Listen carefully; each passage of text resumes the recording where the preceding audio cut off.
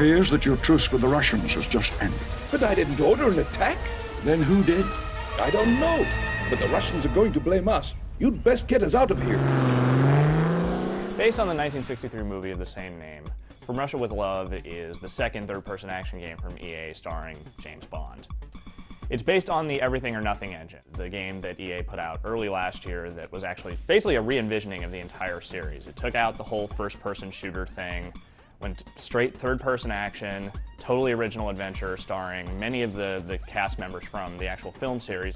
From Russia with Love, EA's gone back in time. They've sort of resurrected the 1963 movie, brought back Sean Connery to reprise his role, voice act James Bond, and kind of hacked together the plot into this action game that really doesn't make a whole lot of sense since the movie itself isn't exactly that action-oriented to begin with.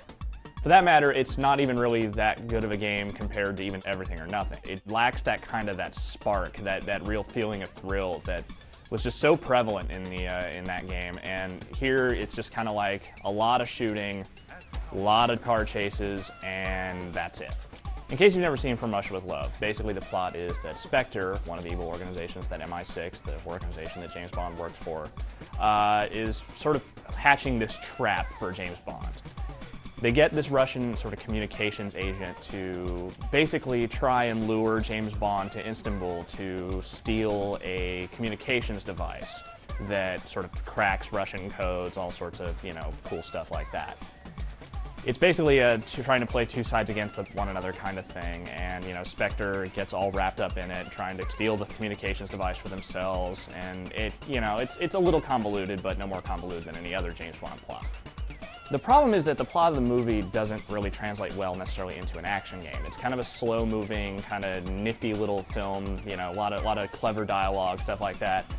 So for the game, they've kind of hacked in these a lot of just sort of elongated action sequences that aren't really in the movie, and in fact have rewritten a lot of portions of the movie that don't necessarily fit together quite as well.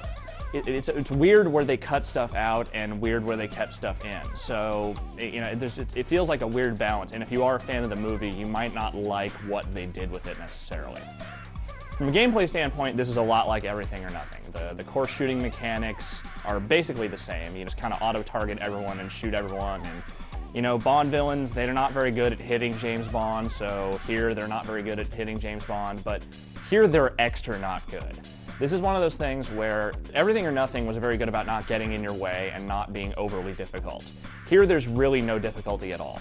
It's just kind of like a shooting gallery. You just sort of run through, shoot dudes, shoot dudes, shoot dudes, they die. That's pretty much it. There's some really fun sequences in here too, but they're not often the ones where you're just running around shooting guys.